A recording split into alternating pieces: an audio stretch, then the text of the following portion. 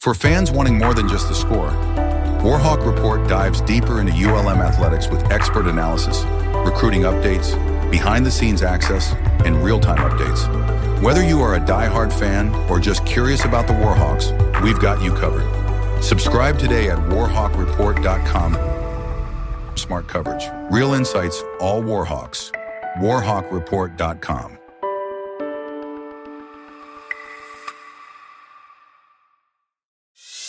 Doesn't matter if you're an Indian or if you're a Warhawk. The ULM mention is the greatest. You'd hope for the best as a ULM fan, but this is the Bleav in the Warhawks podcast with hosts Dusty Thibodeaux and Chase Regian.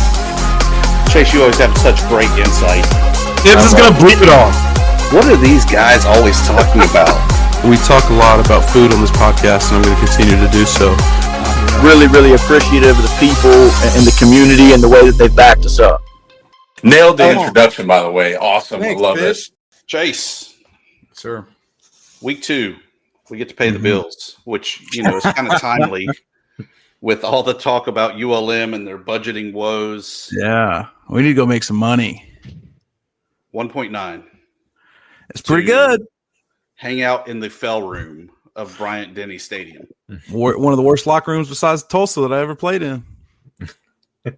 It's terrible. What makes the fell room so bad there, Chase? It's short. Is it the one that has pink stripes, I think, or it's got pink in Probably it somewhere?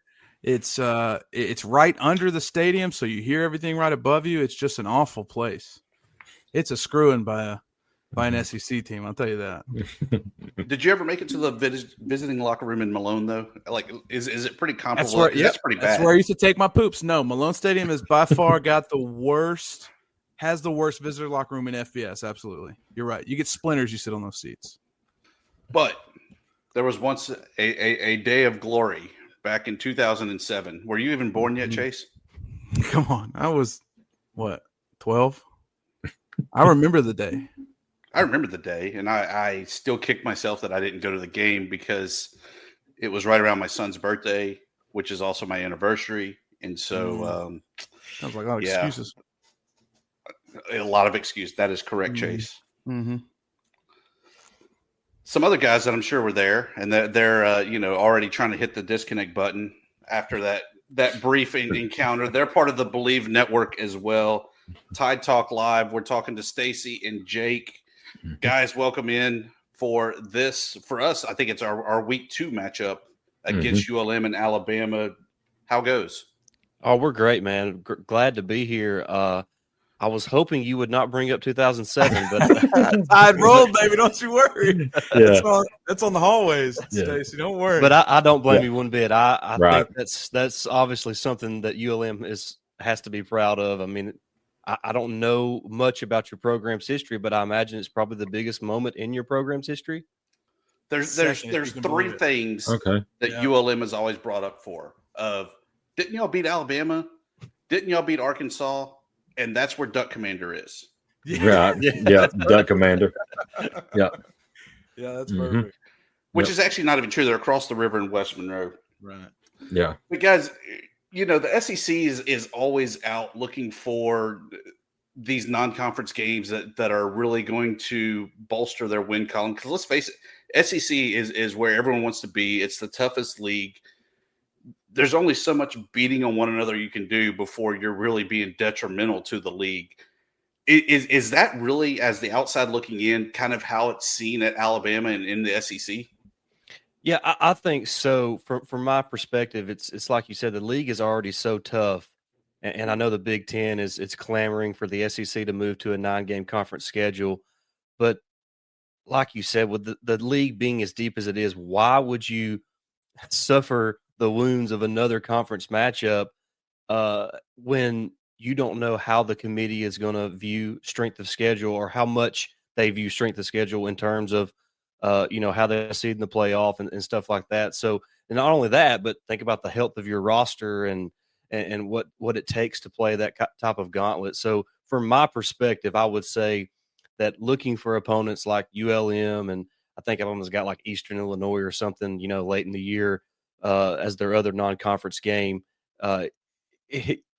there's only so many beatings you can take throughout a season. So they're always looking for an opponent to, like you mentioned, help pay the bills. Yeah, I agree. And yeah. So, but yeah, this matchup, it's fun to have games like this because, like you said, you don't want to beat yourself up playing a 9-game schedule. So you got to have opponents like this to play. And, ULM, thankfully, stepped up to the plate. And unfortunately, guys, I don't think there's going to be a 2007, I guess a miracle would have happened in this game, but stranger things have happened. I mean, college football is crazy. Anything can happen any given Saturday, honestly. No, I don't. That's tough. I don't see it this year. But I'll say this though, Chase, and I'll pose this question to you real quick. Would you rather I think the floor there would be a 2-10 season, meaning that you beat St. Francis, you beat Alabama, and then 10 straight losses, or you just like roll with the punches, give me the check, and let's win the Sun Belt. Well, we get the check either way, but I'd much rather win the Sun Belt. No offense to no offense to Bama squad. I mean, y'all shouldn't take it offensive. It's probably, history tells us. Well, I guess we're 1-2 against you or something like that, right? So that feels good to say. They had to vacate one. Oh yeah, that I forgot about that. That feels good. Yeah, but said this before the pod. I did no research. I just assume Alabama is going to be damn good every single time we play them. From y'all's perspective, how do you feel about the season going into it? Last year in Kalen DeBoer's first year, I think personally, I kind of underestimated the significance of what the transition from Nick Saban to Kalen DeBoer would be. And it was pretty significant from a culture standpoint and from a roster management and containing standpoint, because there was nearly 30 players entered the portal in that spring cycle. And so Coach DeBoer was really just kind of trying to rally the troops and keep as many guys in the program that he could. And then also he's trying to build his own program and put his stamp on the Alabama program. And I think myself and a lot of other Alabama fans really underestimated how intense that transition would be, going from, maybe the greatest college football coach of all time to Kalen DeBoer, who I think is a really good coach. He's a proven winner everywhere he's been. But I did underestimate the transition. But now going into year 2, and I think me and Jake actually talked about this in our last episode, this feels like Kalen DeBoer's team now. It didn't really feel like that at all last year. It was so strange and different.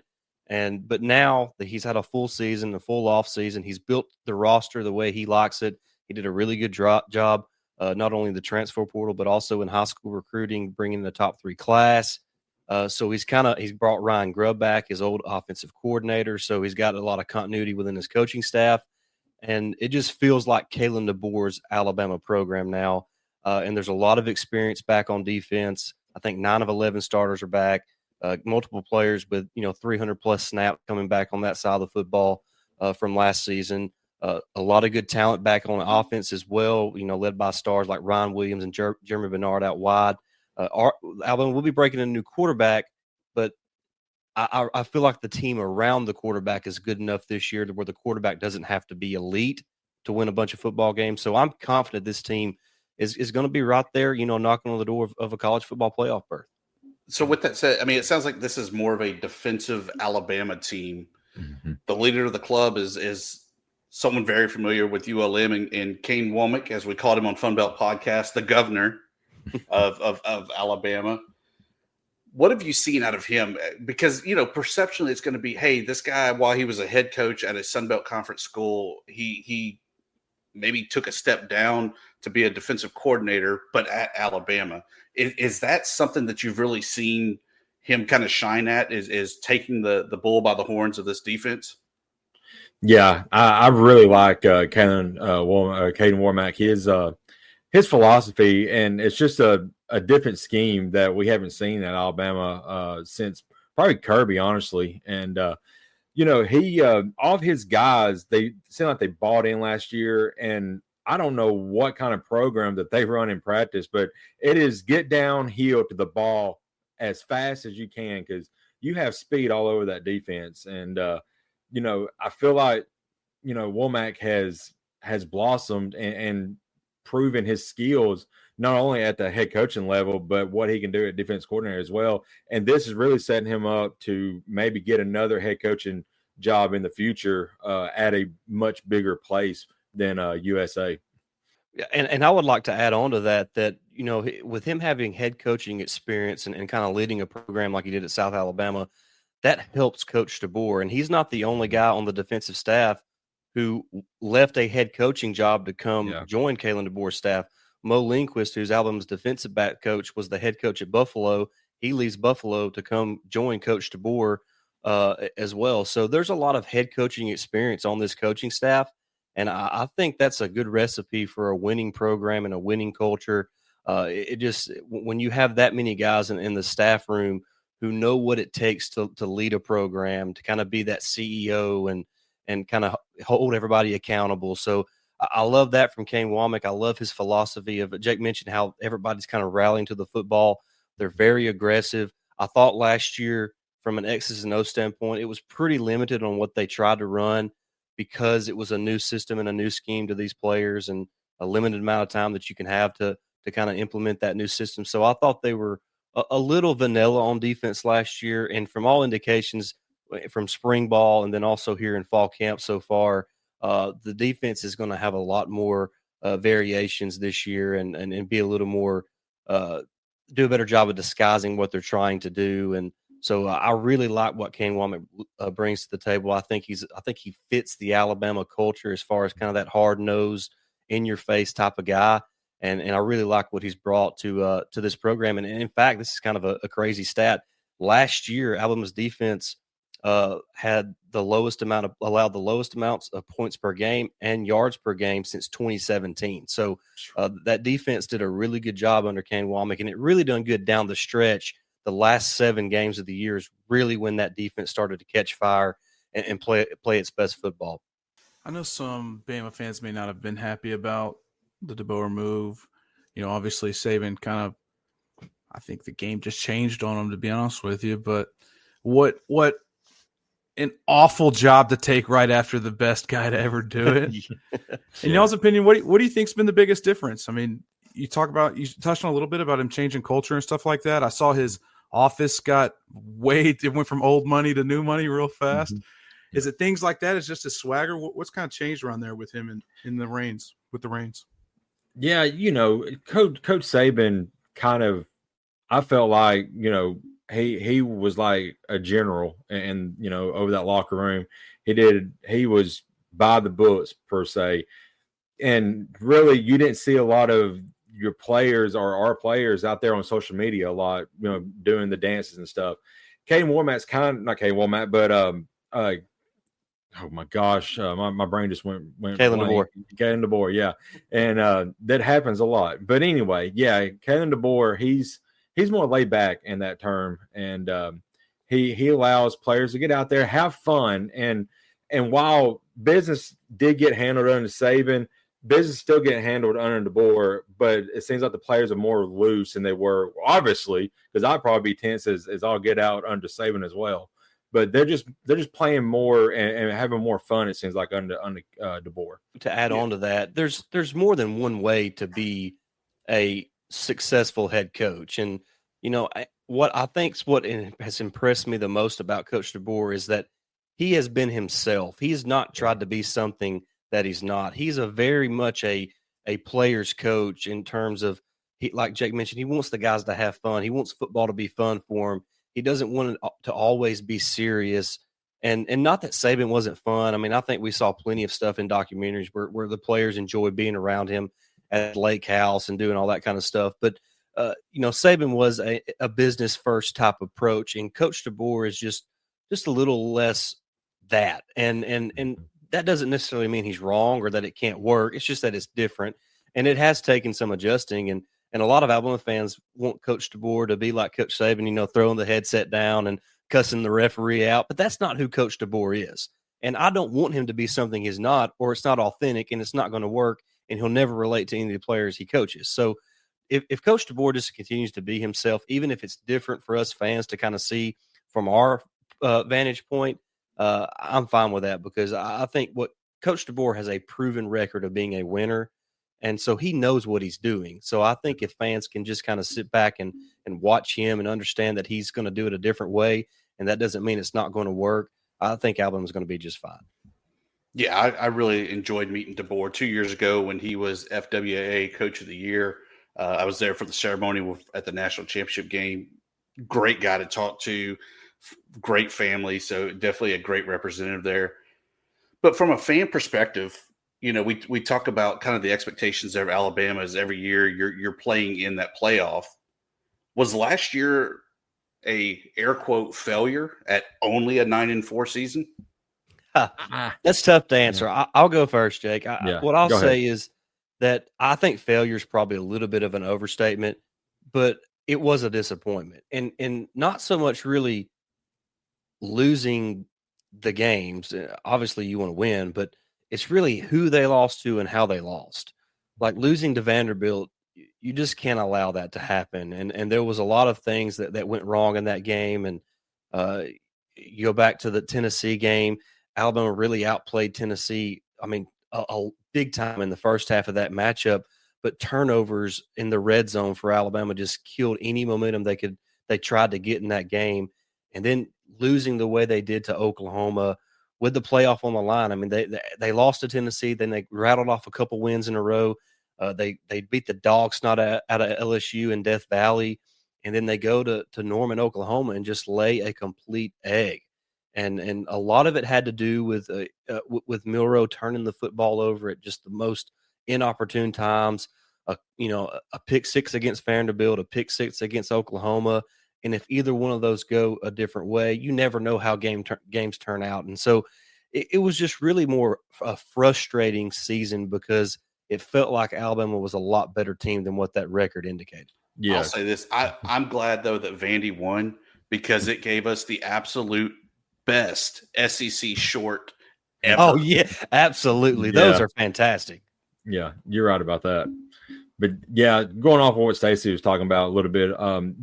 I agree, Stacey. It wasn't really a failure. It's kind of disappointment because that team last year was really talented, just like this team is as well coming up this year. But it seemed like the team never gelled together last year. And, you know, there's a lot. We talked about culture changes. You know, Kalen DeBoer's come in and, you know, Nick Saban still kind of looming in the background a little bit. So there's still that, you know, whose team is it? Is it Saban's or is it DeBoer's? This year, this team it's all like Stacey mentioned earlier. It's all Kalen DeBoer's. You don't have that lingering effect of a Nick Saban. So last year was disappointing. There was some bad luck there in a few games, like Stacey mentioned. But, you know, I wouldn't say it was a failure for sure. It's just some Alabama fans are just way over the top, and they expect. And I want championships too. But I've seen 6 in my lifetime. If I don't see any more, I'm perfectly happy with that. I'm sure you guys love to see a national championship in your lifetime. Let's say, give us one. I did. Yeah. I won in 87. Well, you saw it. We caught an SCS one in 87. Okay. I'll add this Sun Belt Conference Championship. So, yeah. Mm-hmm. I'll add this on last year. I don't know how much of Alabama y'all were even able to catch last year, but so much of last season was, and the success and failures of last season was on Jalen Milroe. And I don't mean like just personally Jalen Milroe, but because Alabama struggled to have a consistent running game, it felt like what the offense had to accomplish was all on Jalen Milroe. And so whether it was his legs or whether it was his arm, and I just, anytime you do that to a quarterback, you're really just setting him up for failure. So Alabama's inability to have I don't want to say a dominant run game, but just a consistent rushing attack really hurt the offense. Because if you go back and look at the year, I mean, that first half that Jalen Milroe had against Georgia that in week 4, I mean, he looked like the best player in college football. Mm-hmm. And then there was moments where you're like, how can this guy be playing in the SEC? And it wasn't, some of it had to do with Milroe's ability to do certain things, but the other part of it was Alabama wasn't good enough around him, and Milroe needed more support around him for him to be his best version as well. So there was just the team kind of went as Milroe went last year, but that was a lot because there was just too much put on his shoulders, and Alabama has to be better around the quarterback. I mean, you can't expect a guy to carry the team, and I think Milroe is a good player. I don't think he fits what Coach DeBoer wants to do. Coach DeBoer likes to throw the football around and vertically and, get it out wide to his playmakers as well. And that wasn't what Milroe done well. Milroe likes to get downhill. He likes to get rid of the ball quick. He likes to take, a couple shots a game, but he's not a sit in the pocket and, dissect the defense and see what he can make plays that way. So there was just too much put on Milroe last year. And I think you saw the team go up and down as Milroe went because there was just so much put on his shoulders. Obviously, from an outside in, he was a special talent, and I know he wasn't exactly, who DeBoer had. Penix? Was that Penix? Yeah, Penix. Yeah. I mean, he's a completely 180 of a player than Penix. But have y'all done predictions yet on your pod? Go ahead, Jack. You go first. I think I said 10-2, Stacey, and Alabama gets in the SEC championship game and wins it. So they'll be moving on to the college football playoff. Chase, you know who one of those two is, don't you? Yeah, it's week 2, September 6th. Yeah, hey, it very well could be. Well, and I'm in the same boat. And what's crazy, if you look at the SEC, I think 10-2 is. Here's the thing: I think Alabama's an 11-1 team this year, as far as the roster and the coaching staff. But the schedule makes them a 10-2 team because there's just a lot of tough road games there. You got to go to Georgia, you got to go to South Carolina. You have Oklahoma at home. You have Tennessee at home. You have LSU at home. They play at Florida State the first game of the year, and I know they had a down year last year, but they still got talent on the roster. So, sure. So there's a lot of tough road games there. I think they got to go to Missouri as well. Auburn, that place is haunted for some reason. And so I think Alabama is an 11-1 team, but with that schedule, 10-2 is far more likely. And there's a scenario where there's literally there could potentially be 5 to 7 SEC teams who finish 6-2 in conference play. Yeah. And so with the way those schedules line up, so if they go 10-2 and make the SEC championship, obviously they're going to make the playoff. But even if they don't make the SEC championship at 10-2, I still think they find a way to get in the playoff. And that's where this year is completely wide open in terms of the playoff because, like I just mentioned, I Bleav there's a real good possibility 5 to 7 SEC teams go 6-2 in conference play. And depending on how those teams go in non-conference play, I mean, how the heck does the playoff community, decipher through all those teams? So I'm with Jake. I think 10-2 in the regular season with a possible trip to Atlanta for the SEC championship game. But I do see Alabama back in the playoff this year. And I think they have a chance to make some noise. I think they have the defense to help carry them. And what's crazy is they almost remind me of what Ohio State looked like going into last year, because Ohio State returned a lot of veteran talent on defense, a lot of fifth-year guys, which Alabama does on defense. And then on offense, they returned a lot of weapons on the outside, some really good running backs, a really experienced offensive line. But then they have a new quarterback in Will Howard who transferred in from Kansas State. Now, Alabama's a little different here because Ty Simpson's been at Alabama, but he hasn't never started a game. But he is a former 5-star prospect, and he has a lot of tools, and I think is going to be a really good player. So they're really similar to me what Ohio State looked like last year. So I think there's a chance that they could make a deep run in the playoff. And I'm always confident they can win a championship simply because their roster is as good, if not better, than anybody's in the country. So I expect Alabama to be competing for a championship. I'll say this real quick. Looking at the schedule, if you want me to give you a game to kind of watch, besides week 2, of course, when we play you guys, but the matchup October 11th, we're going to Missouri, as we talked about. That is after a revenge game in Vandy, and then before a revenge game against Tennessee, and it's 11 o'clock game, which historically, I think every college football program has struggled on 11 a.m. kickoffs. So, and Missouri, they're an unknown team this year because they lost a lot of talent. Eli Drinkwitz is a good coach, so he's going to have them guys ready to go. So keep your eye on that one. That could potentially be a trap game. We'll see what Alabama's made of. And that's your ghost of ULM there because their star running back, Yes, award winner Ahmad Hardy. That's right. Yeah, I did a little bit of research, and I was going to bring his name up. What does Alabama fans need to expect out of that cat? Yeah, man, he's a cheat code, man. He really is. He is the NCAA cheat code. They always talked about guys like Barry Sanders, just your feet never stopped. That was him. He was very shifty. He was able to kind of see the plays develop before they were even there. And we talked to offensive linemen last year that blocked for him at ULM, and we were like, what was like blocking for him? Because, man, you just do your job, and next thing you know, you see 22 going past you. And it's like, okay, I guess I got to run downfield. Yeah. Yeah, I think at one point he's cut up too. Dude, he's good. I think at one point he led the league or led FBS in broken tackles. Wow. He's really, really explosive player. He creates contact. He runs through contact. He'll break tackles. He needs to work on catching the ball.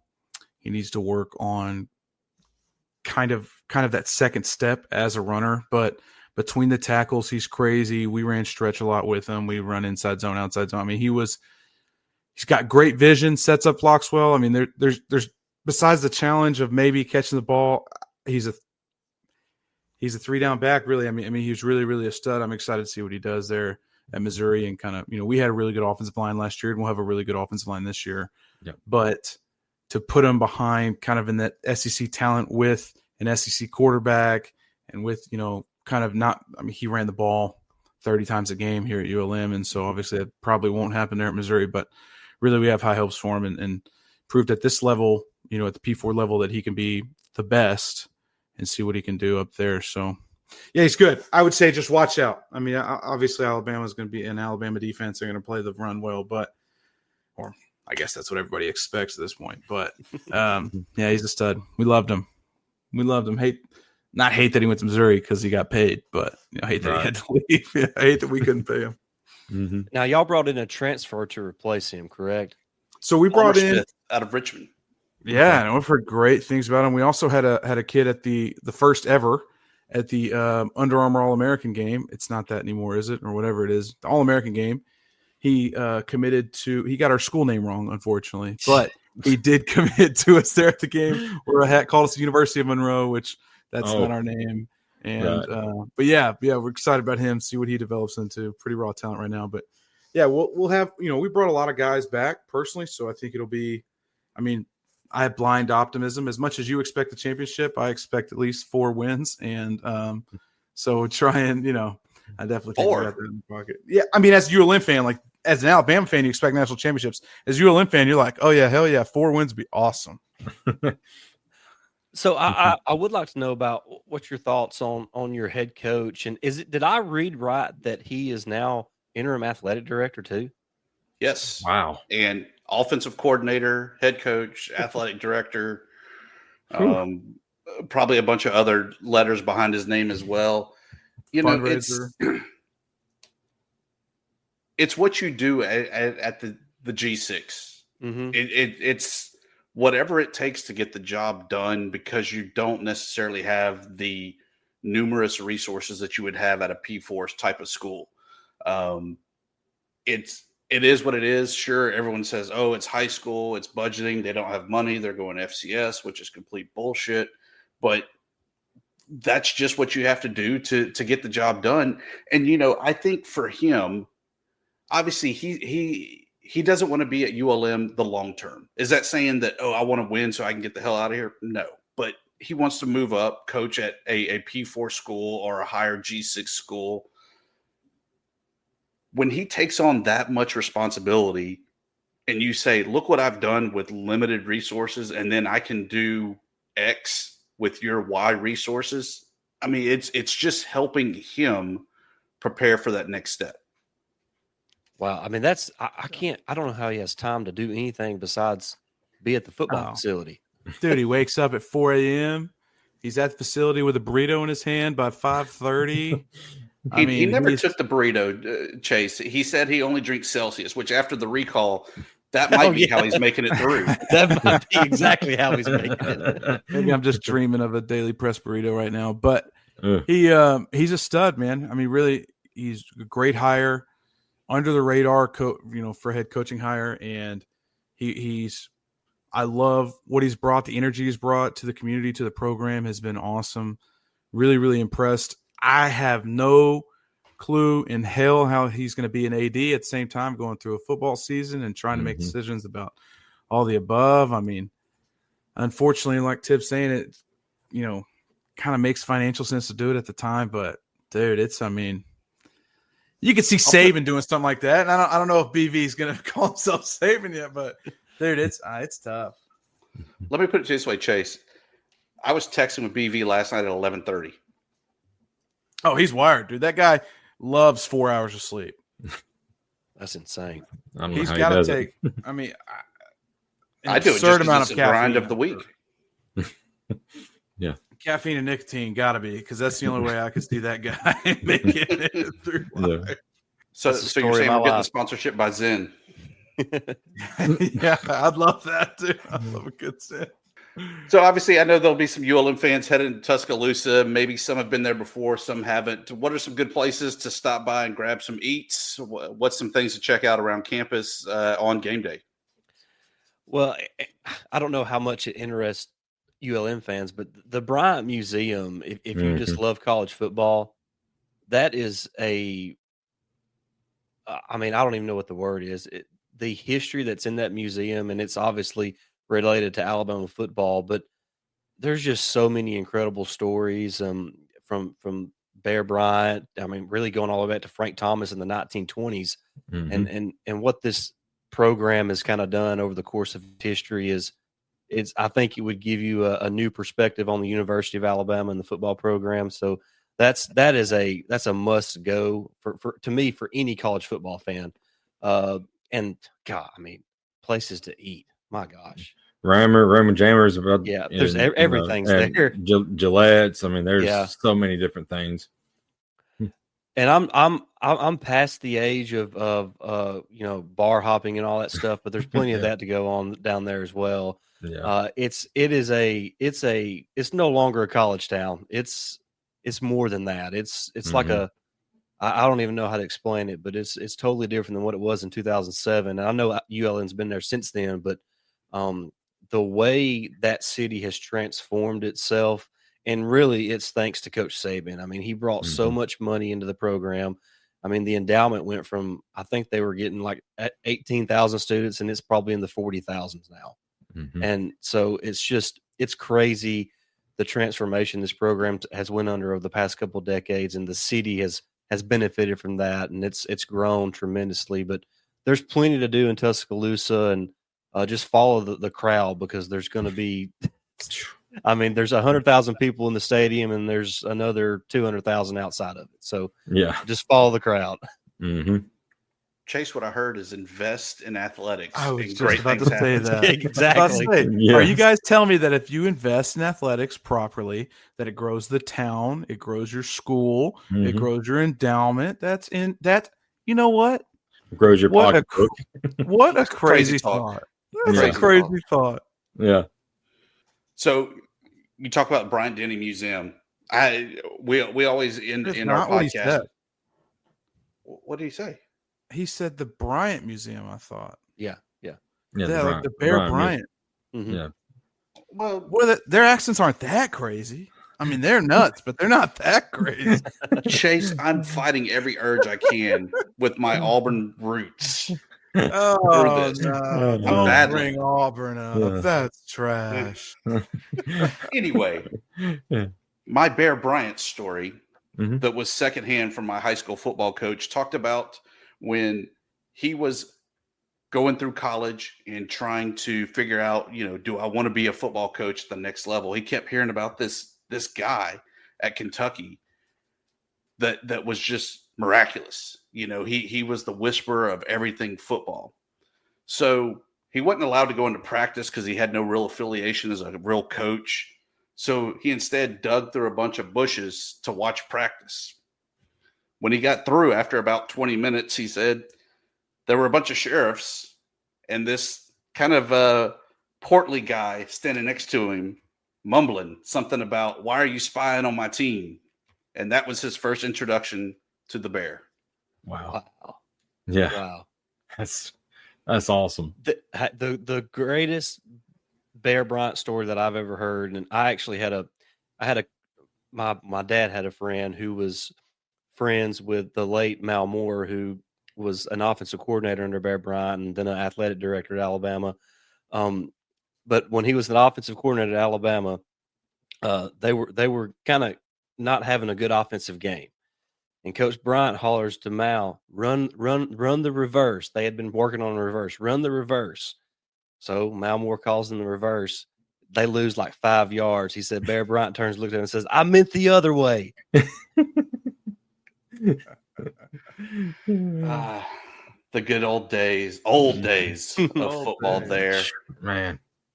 Jake, Stacey, can't thank y'all for joining us. Tell people how they can find out more about the Tide and about y'all's Bleav affiliated show. Mm-hmm.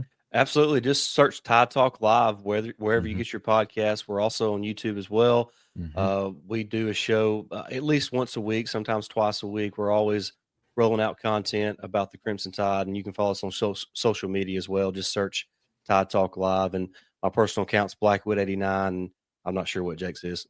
Mine is Jake Thomas TTS. TTS. Mm-hmm. There it is. Tide Talk Live. Get your mind out together there, Chase. We'll do it again soon, Chase. Thanks, guys. Thank you, guys. Thank you.